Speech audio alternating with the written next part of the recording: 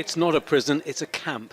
And for these migrants and refugees, the former Miral warehouse in Velika Kladusa in northern Bosnia is a staging post on their journey to the promised land, Europe. Some have spent years getting to this point. My dream is a better life, living condition good, people, everything, lifestyle, good living style, good working. The conditions here are basic, but they have heat, shelter and clean water. They are lucky these men from Algeria are not. They have no electricity, no water, no proper heating. All of them have tried and failed to cross the border into Croatia, and failure comes with a price. This man shows the bruises on his legs he says were caused by Croatian police, who robbed him and then sent him back barefoot. His aim is to get to France, and beatings are not a deterrent. There's nothing for me in Algeria. The Algerian government does nothing for its people. I'm 40 years old, I have nothing. I've looked for work there, but there is none.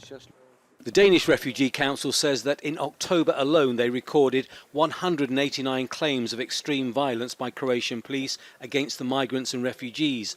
But there's been no investigation so far. Hundreds more migrants are scattered in woodlands throughout the area. These are the most basic of shelters made by men, mostly from Afghanistan, Pakistan and Bangladesh. They moved here when the Bosnian authorities closed their camp in Bihać 2 months ago because of local opposition. European Union, any country like this country. This man says he's tried 10 times to cross the border and has spent nearly $15,000 on trying since he left his home 2 years ago. He says he wants to go anywhere in the European Union. Anywhere is good, he says. But winter is coming, and in northern Bosnia there is snow and temperatures can drop well below freezing. Survival will be difficult. Bosnia has been split about what to do about the problem. And the worst is that in some humanitarian crises you don't have enough money, so you cannot take care of everyone else. Here the funding is not an issue. We have the funding to take care of those people in proper centres, but simply because of the lack of political decision making, we actually cannot take care of them in the way that we should. It's a sad irony that in a country that was so dependent on international aid and assistance during the war, that apparently not the same kind of humanity is being shown to people who simply want a better life. But this never-ending problem is leading to a growing anti-migrant feeling here. At first, migrants and refugees were helped 2 years on, and some feel differently. They're causing problems, they're upsetting locals, they're breaking into private houses and apartments and destroy them.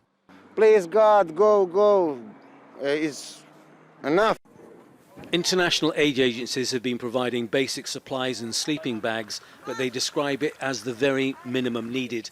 To some, this will be just another migrant story. There have been so many. To others, it will be one of arduous journeys taken by those who are trying to escape poverty and hardship and make a better life. In the woods and abandoned buildings in northern Bosnia, a better life looks a long way away. Tony Birtley, Al Jazeera, Velika Kladusa.